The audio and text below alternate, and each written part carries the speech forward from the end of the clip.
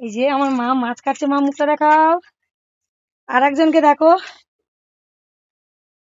তুমি কি করছো? কই মাছ কাটতেছি। কি সুন্দর করে মাছগুলো কাটছে, জলে চুপিয়েছিলে গো? মাছের ডিম হলে ভালো হয় না। আমি একটু বাজারে গেছিলাম, এসে দেখি মাছ কাটছে। নমস্কার বন্ধুরা, সবাই কেমন আছো? মা কালী দোয়ায় খুব খুব ভালো আছো, আমিও খুব ভালো আছি। আমি বাজার সেরে এসে দেখলাম শাশুড়ি আর জামাই মিলে সব মাছ কেটে ফেলেছে। তারপরে আমি কিছু মাছ বার করেছিলাম রান্নার জন্য। কেন বলো তো?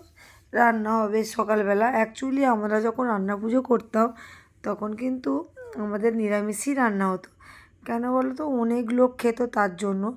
আর ঘরে ঘরে 4-5 জন খাবো, তার জন্যে বলি মা মাছ এনেছিল কই মাছ। আর কই মাছের সাইজগুলো তো তোমরা দেখলে কত বড় বড়। সেই মাছগুলোকেই রান্না করব। মাছ রান্না করব কিন্তু পেঁয়াজ রান্না করব না, আদা দিয়েই রান্না করব। আর দেখো রান্না অলরেডি চাপিয়েই ফেলেছি। কেন বলো তো? অনেকটা লেট হয়ে গেছে সেই কারণে। আর আজকে তো কাজের আর শেষ নেই।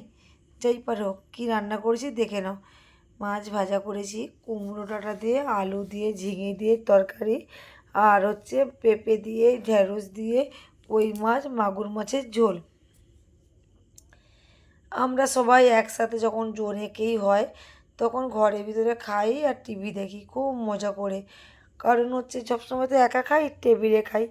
আর আজকে সবাই একসাথে মজা করে খাচ্ছি, খুব মজা লাগছে। তোমার দাদাভাইও বসে পড়েছে। আর অ্যাকচুয়ালি তোমার দাদাভাই আমাদের সঙ্গে বসে না, আর আজকে বাড়িতে ছিল, বসে পড়েছে। খেয়ে দিয়ে দোয়েল 0.5 ঘন্টা রেস্ট নিল। তারপরে মেকআপ আর্টিস্ট এসছে, দোয়েলকে সাজুগুজু করাচ্ছে। আর এই যে আমাদের রাকেশ বাবু থামস আপ দিতে এসেছিল মেকআপ আর্টিস্ট খাবে বলতে। এই দেখো, আর এ খুব সুন্দর করে মেকআপ করায়, এত সুন্দর মেকআপ করায় বলার মতো না। অনেকে মনোরমা থেকেই মেকআপ করে কিন্তু এত সুন্দর ফিনিশিং আসে না। আর এ এত সুন্দর করে বলার মতো না। আর একজন তো টিভি দেখছে, সিরিয়াল। উনি সিরিয়াল দেখুক, আমরা আমাদের মতো কাজ করি। ঝটপট চালাচ্ছি কাজ, কেন 4টের মধ্যে আমাদেরকে নাচের ক্লাসে বেরোতে হবে। তারপরে এসে আমাকে নাচের পরীক্ষা হয়ে গেলে এসে আবার আমাদের রান্না পুজো রান্না হবে। রান্না পুজো হবে না কিন্তু রান্না তো হবে।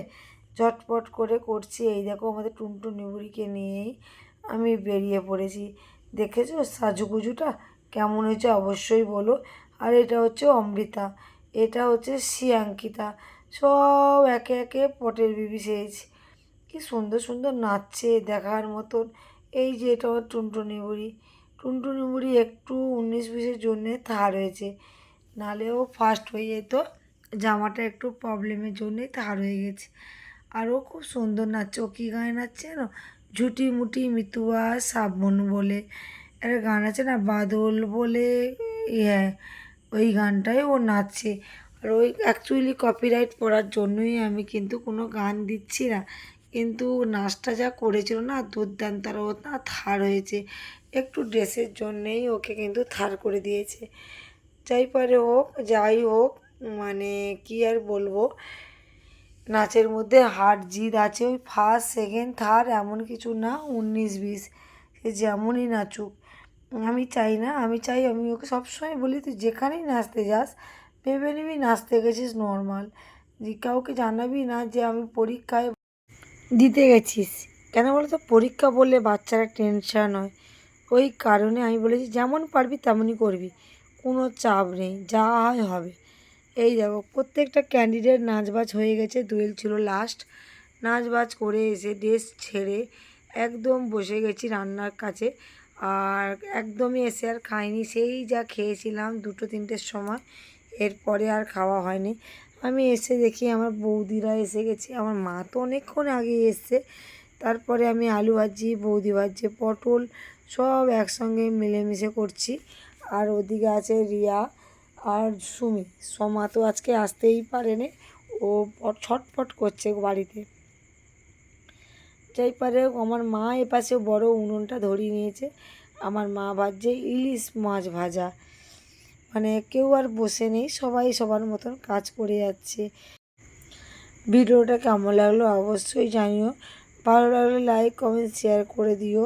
কালকের আবার একটা নতুন ভিডিও নিয়ে চলে আসবো। টাটা।